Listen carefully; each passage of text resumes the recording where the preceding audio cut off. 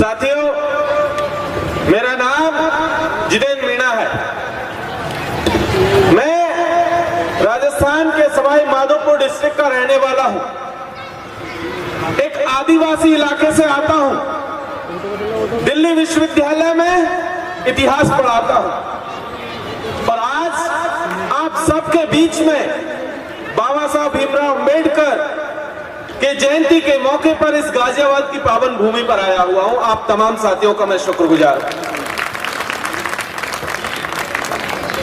साथियों, जब हम लोग यहां आए थे तब यहां पर महात्मा फूले जी के ऊपर एक नाटक का मंचन चल रहा था और उस नाटक का जो मंचन चल रहा था उसका जो दृश्य हम लोग देखे थे, जैसे एंट्री किए थे, जो दृश्य चल रहा था उसमें महात्मा फूले साहब और राष्ट्रमाता सावित्रीबाई बच्चों को पढ़ाने के लिए जो स्कूल उन्होंने खोला था और उस स्कूल को खोलते वक्त जो उनके सामने चुनौतियां थी, उस चुनौतियों का दृश्य यहां पर दिखाया जा रहा था।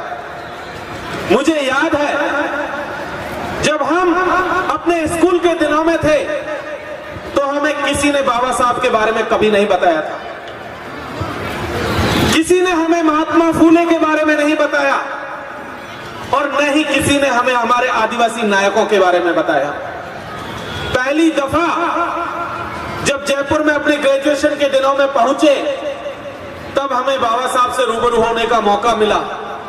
अपने मास्टर्स के दिनों में महात्मा बुद्ध से रूबरू होने का मौका मिला और जब उनको हमने जाना, उनको पढ़ा और समझा तो ये जान पाए कि उन्हीं की बदौलत है कि मैं यहां पर खड़ा हुआ हूं और आप सबसे बात कर रहा हूं। तो मैं यहां से कहना चाहता हूं कि बाबा, तुम थे तो हम हैं, तुम थे तभी हम यहां पर बोल रहे हैं, अन्यथा हमारे कानों में तो पिघला हुआ शीशा डाल दिया करते थे लोग। हम तो वो लोग हैं जिन्हें सिंधु घाटी सभ्यता का वंशज कहा जाता था और हमें जंगल में धकेल दिया गया। हम तो वो लोग हैं जिनके पुरखों के कमर में जो है झाड़ू बांध दिया गया, गले में मटका डाल दिया गया। आज वो दिल्ली विश्वविद्यालय से लेकर के इस देश के तमाम प्रतिष्ठित संस्थानों में पढ़ रहे हैं और पढ़ा रहे हैं और एक से बढ़कर एक आगे बढ़ने की कोशिश कर काम कर रहे हैं। हमें रोकने के लिए क्या क्या नहीं किया गया हमने देखा। यहां पर महात्मा फूले साहब का संघर्ष हमने सुना, बाबा साहब का संघर्ष, लेकिन उस संघर्ष के बावजूद भी एक चीज हमें याद में रखनी है और वो कांसीराम साहब एक बात कह करके गए थे। उन्होंने कहा था कि जो इतिहास का रुख बदलने की ताकत रखते हैं वो इन छोटी मोटी चुनौतियों से नहीं घबराते हैं। तो ये जो चुनौतियां हमारे सामने खड़ी की है आज के दिनों में और जो चुनौतियां उस दौर में खड़ी की गई थी, याद कीजिए, उन चुनौतियों के बावजूद बाबा साहब कैलिफोर्निया पहुंचे थे। उन सब के बावजूद बाबा साहब लंदन स्कूल ऑफ इकोनॉमिक्स पहुंचे थे और उनके साथ साथ एक और शख्स था जो उन्हीं के समकालीन था, जिसका नाम जयपाल मुंडा था। उन्हीं के साथ साथ वो उसी दौर में ऑक्सफोर्ड यूनिवर्सिटी के भीतर वहीं से वो ग्रेजुएशन कर रहे थे, वहीं से वो मास्टर्स कर रहे थे और बाबा साहब के साथ साथ इकोनॉमिक्स डिपार्टमेंट और पॉलिटिकल साइंस पढ़ रहे थे। जब हम लोगों को यहां पर किसी तरीके की आजादी नहीं थी, उस दौर में हमें याद रखने की जरूरत है कि बाबा साहब प्रॉब्लम ऑफ रुपये की समस्या के ऊपर अपनी पीएचडी लिख रहे थे। हमें यह भी याद रखने की जरूरत है, जब इस देश में कोई हॉकी के बारे में जानता नहीं था, उस दौर में जयपाल मुंडा इस देश की पहली हॉकी ओलंपिक की जो टीम 1928 में एम्स्टर्डम में गई थी हॉकी ओलंपिक खेलने के लिए, उसकी कप्तानी कर रहे थे और इस देश को, इस गुलाम देश को पहला गोल्ड मेडल उन्होंने दिलवाया था। हमें एक भी चीज और याद रखने की जरूरत है, जब एक तरफ बाबा साहब मजदूरों के लिए काम कर रहे थे, लॉ की अपनी पढ़ाई कर रहे थे, उन्हीं के साथ साथ जयपाल मुंडा, उन्होंने आईसीएस की परीक्षा दी। मैं इसलिए बता रहा हूं कि हमारे लिए जब हम लोग बहुजन यूनिटी की बात करते हैं तो हमारे लिए जानना ये बहुत जरूरी है कि हमारे वो कौन कौन पुरखे हैं और उन्होंने किस तरीके की लड़ाई हमारे लिए लड़ी और किस तरीके की विरासत वो हमारे लिए छोड़ करके गए हैं और कौन सी विरासत है जिसको हमें आगे लेकर के जाना है, इसलिए जानना बहुत जरूरी है। 1926 में आईसीएस की परीक्षा, जिसे आज की तारीख में आईएएस हम लोग कहते हैं, उस परीक्षा को पास किया जयपाल मुंडा ने। इंटरव्यू में 300 में से 300 नंबर पाए, लेकिन इस हॉकी के ओलंपिक्स के चलते, इसकी कप्तानी के चलते अंग्रेजों ने एक ही ऑप्शन दिया था कि या तो आप इस गुलाम देश की जो हॉकी टीम है उसकी कप्तानी करेंगे या फिर आप आईसीएस की नौकरी करेंगे। और उस महान विभूति ने आईसीएस की नौकरी को लात मार दी, इस देश की हॉकी टीम की कप्तानी को स्वीकार किया था। ये चीज हमें याद रखने की जरूरत है। जब बाबा साहब लंदन के भीतर अपनी पढ़ाई कर रहे थे और इस देश का मुस्तकबिल लिखने की तैयारी कर रहे थे, तब इसी देश में एक और दूसरा भीम था जिसका नाम था कोमरम भीम। कोमरम भीम आज का तेलंगाना, महाराष्ट्र, आंध्रा, उड़ीसा और छत्तीसगढ़ का जो इलाका आता है, गोंडवाना का इलाका, उस गोंडवाना के इलाके में वो भी एक आंदोलन कर रहा था। और वो आंदोलन क्या था? जल, जंगल और जमीन का आंदोलन। जिस तरीके से जंगलों को छीना गया, जमीनों को छीना गया और दर बदर की ठोकरें खाने को मजबूर किया था अंग्रेजों ने, उन्हीं आदिवासियों को कोमरम भीम ने एकजुट किया और एकजुट कर करके जल, जंगल और जमीन को बचाने की लड़ाई का आगाज किया था। उल गुलान का विरासत को आगे बढ़ाने का काम किया था, जिसे बिरसा मुंडा ने शुरू किया था। इसे हमें याद रखने की जरूरत है। और इन तमाम चुनौतियों के बावजूद हमने देखा कि जब बाबा साहब भीमराव अंबेडकर संविधान सभा में पहुंचते हैं, जयपाल मुंडा उनके साथ संविधान सभा में होते हैं और दोनों मिलकर के जिस तरीके का संविधान लिखा वो आप सबके सामने आप लोग जानते हैं कि किस तरीके की उन्होंने संविधान को, किस तरीके का आईन, इस देश का मुस्तकबिल उन्होंने आपके सामने पेश किया। जातियों में बटे हुए समाज को उन्होंने एकजुट करने का काम किया। इस असमानता पर आधारित समाज को उन्होंने समानता पर आधारित इक्वालिटी के बेस पर बनाने की उन्होंने कोशिश की। उन्होंने कहा था कि ये अन्याय पर आधारित जो समाज है उसमें उन्होंने सामाजिक, आर्थिक और राजनीतिक न्याय को सुनिश्चित करने की कोशिश की थी।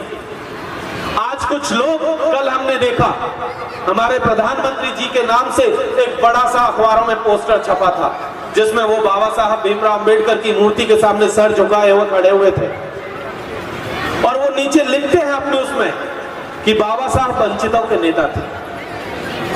क्या बाबा साहब सिर्फ वंचितों के नेता थे? मैं मानता हूं बाबा साहब वंचितों के नेता बिल्कुल भी नहीं थे। बाबा साहब इस देश के नेता थे, इस देश के मजलूमों के नेता थे। क्या उन्होंने जो कानून बनाया वो सिर्फ दलितों के लिए था? नहीं, उन्होंने इस देश के तमाम लोगों को वोटिंग का राइट दिया, वोट देने का अधिकार दिया। वो क्या सिर्फ दलितों के लिए था? नहीं, वो इस देश के तमाम लोगों के लिए था। महिलाओं के हक और हुकूक की बात की, क्या सिर्फ वो दलित महिलाओं की बात कर रहे थे? नहीं, उस देश की तमाम महिलाओं के हक और हुकूक की बात उन्होंने की। इस देश में तमाम लोगों को अवसर की समानता देने का काम बाबा साहब ने किया था। और उन्होंने कहा था कि सिर्फ ये जो समानता हम लोग दे रहे हैं ये कागजी ना रह जाए, इसीलिए उन्होंने जिम्मेदारी आने वाली पीढ़ियों के ऊपर दी थी। और उस जिम्मेदारी को आज जब हम लोग यहाँ खड़े हुए हैं तो बाबा साहब भीमराव अंबेडकर की जो जन्मोत्सव समिति है वो उसी विरासत को, उसी मिशन को आगे बढ़ाने का काम कर रही है। इसीलिए आप सबका शुक्रिया अदा करता हूं। लेकिन साथियों, एक चीज और जिसे ध्यान में रखने की जरूरत है, बाबा साहब जिस विरासत को हमें देकर के गए, जयपाल मुंडा जिस विरासत को हमें देकर के गए, महात्मा फुले ने जिस विरासत को हमें दिया था और जिसमें उन्होंने कहा था एजुकेट, एजिटेट और ऑर्गेनाइज की जो बात कही थी उसमें एजुकेशन को सबसे प्राइमरी रखा था। लेकिन आज हो क्या रहा है? इस देश का जो निजाम है वो हमारे हाथ से कलम को छीन रहा है, हमारे हाथ से कॉपियों को छीन रहा है, हमारी किताबों को छीन रहा है, हमारे विश्वविद्यालय और स्कूलों को छीन करके हमारे बच्चों के हाथ में तलवारें पकड़ाने का काम कर रहा है। और वो कह रहा है कि जाओ बेटा, हिंदू धर्म खतरे में है, चढ़ जाओ मस्जिद पर। ये जो पूरी की पूरी साजिश है, इस साजिश को समझने की जरूरत है। क्या बाबा साहब किसी मंदिर की लड़ाई लड़ने गए थे? नहीं। बाबा साहब की पूरी लड़ाई को जब हम लोग देखेंगे तो इस देश को बनाने की लड़ाई है। और इसीलिए उन्होंने शिक्षा पर सबसे ज्यादा जोर दिया था और कहा था शिक्षा शेरनी का दूध है, जो पिएगा सो दहाड़ेगा। वो लोग जो नागपुर में बैठे हैं, जो फासिस्टों के एजेंडे को आगे बढ़ाने का कोशिश कर रहे हैं, जो नाजियों के एजेंडे को आगे बढ़ाने की कोशिश कर रहे हैं, वो संघ और आरएसएस के लोग, वो इस बात को पहचानते हैं कि अगर ये लोग स्कूल जाने लगे, अगर ये लोग विश्वविद्यालय में पहुंचने लगे, तो कहीं ऐसा ना हो जाए कि उनके एजेंडे के ऊपर सवाल खड़ा करना शुरू कर दें, ये लोग उनके बराबर बैठना शुरू कर दे। और इसीलिए वो आपके बच्चों के हाथों से किताबों को छीनने की कोशिश कर रहे हैं। और वो क्या समझा रहे हैं? वो कह रहे हैं कि आप तो हिंदू हो, जाओ जो है अल्पसंख्यकों के ऊपर, मुसलमानों के ऊपर, कभी किसी और के ऊपर हथियार लेकर के चढ़ जाओ, उनकी मस्जिदों पर चढ़ जाओ। हमें इस चीज से समझने की जरूरत है। हमें अपने बच्चों को दंगाई होने से बचाने की जरूरत है। हमें वापस स्कूल में ले जाने की जरूरत है अपने बच्चों को, अपने बच्चों के हाथ में किताबों को देने की और कॉपियों को, कलम को देने की जरूरत है।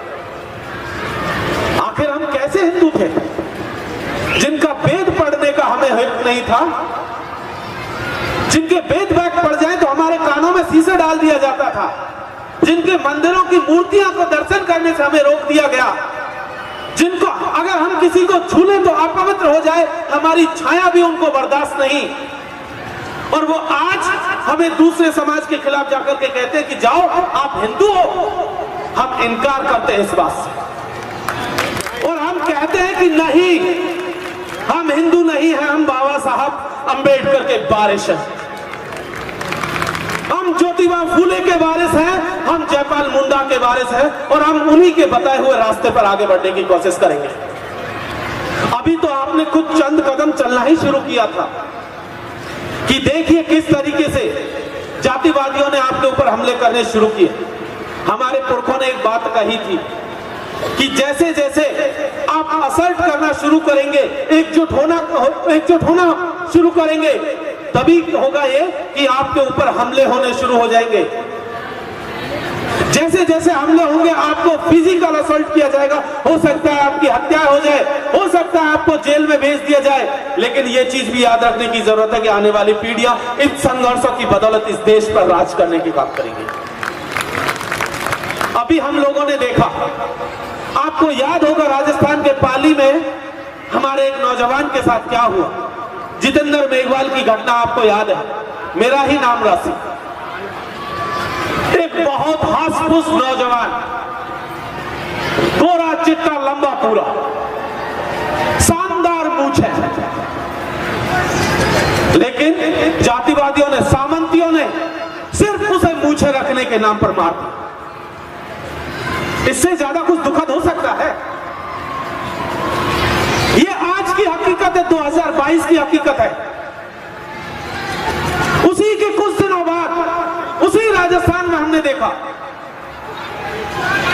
कि एक आईपीएस ऑफिसर जो कि दलित समाज से आता था, आईपीएस ऑफिसर, उसे जब अपनी बारात घोड़ी पर निकालनी थी तो उसे भी अपनी प्रोटेक्शन के लिए जो है अब पुलिस फोर्स का इंतजाम करना पड़ा था। जब हम लोगों को मूंछें रखनी होती है, जब हम लोगों को घोड़ी पर चढ़ना होता है, तब वो कहते हैं कि आप हिंदू नहीं हो, आप दलित हो। लेकिन जब किसी और के खिलाफ दंगा करवाना होता है तो तुरंत आकर के कहते हैं कि नहीं, आप हिंदू हो। ऐसे हिंदू होने से हम इनकार करते हैं। हमें बाबा साहब का वारिस होना मंजूर है, लेकिन ऐसा हिंदू होना हमें बिल्कुल भी मंजूर नहीं है। और देखिए क्या स्थिति है इस देश में। लगभग 86% दलित ऐसे हैं जो या तो लैंडलेस हैं या 0 से 2 एकड़ के बीच में भूमि है। हम तो इस के निवासी हैं ना, इसी देश की पैदाइश है ना, हम तो विदेशों से नहीं आए। जैसे आर्यंस आए या उनके बाद में जो लोग आए, फिर कौन लोग हैं जिन्होंने हमारी जमीनें छीनी। दूसरी तरफ देखिए, लगभग 70% जो जेलों में जो कैदी हैं वो दलित और पिछड़े समाज के लोग हैं, आदिवासी और मुसलमान समाज के लोग हैं।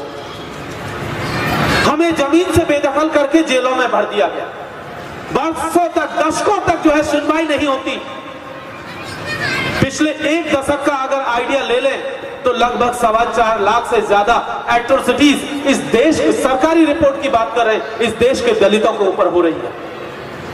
हर साल 40 से 45 हजार केस दलितों के ऊपर असल्ट के, फिजिकल असल्ट के और रेप की घटनाएं तो अलग कर दिया जाए तो वो तो एकदम मामला अलग है। हर दिन इस देश में 3 दलित महिलाओं के साथ रेप की घटना हो रही है। जब हमारे साथ ये होता है तब उनको याद नहीं आता कि ये भी हिंदू है, लेकिन जब किसी और समाज के खिलाफ ये सब करना होता है तो तुरंत उनको याद आता है। तो इन तमाम चीजों को याद रखने की जरूरत है साथियों। मैं अपनी बात को खत्म करते हुए सिर्फ आखिरी में एक बात कहूंगा आपसे कि साथियों, जब हम लोग यहां गाजियाबाद में बैठे हैं और बाबा साहब भीमराव अम्बेडकर के जन्मदिन को सेलिब्रेट कर रहे हैं, तो एक चीज याद रखने की जरूरत है। जब हम लोग बहुजन समाज बनाने जा रहे हैं, बहुजन समाज के बीच में एकता स्थापित करने की कोशिश कर रहे हैं, तो हमारे जो साथी यहां पर नहीं है, चाहे वो आदिवासी तबके के हों चाहे पिछड़े तबके के हों, उन्हें भी यहां पर लाने की जरूरत है। और जब तक हम लोग उनको यहां पर नहीं लाएंगे तब तक हम लोग बाबा साहब भीमराव अम्बेडकर, महात्मा ज्योतिबा फुले और जयपाल मुंडा के सपनों का भारत नहीं बनाएंगे। हमारे लिए बहुत जरूरी है कि वो लोग भी बाबा साहब का जन्मदिन इसी तरीके से सेलिब्रेट करें जैसे कि आप कर रहे हैं, और तभी जाकर के इस मिशन को हम आगे लेकर के जाएंगे। बहुत बहुत शुक्रिया। इंकलाब जिंदाबाद। जय भीम, जोहार, जय मंडल, जय फूले।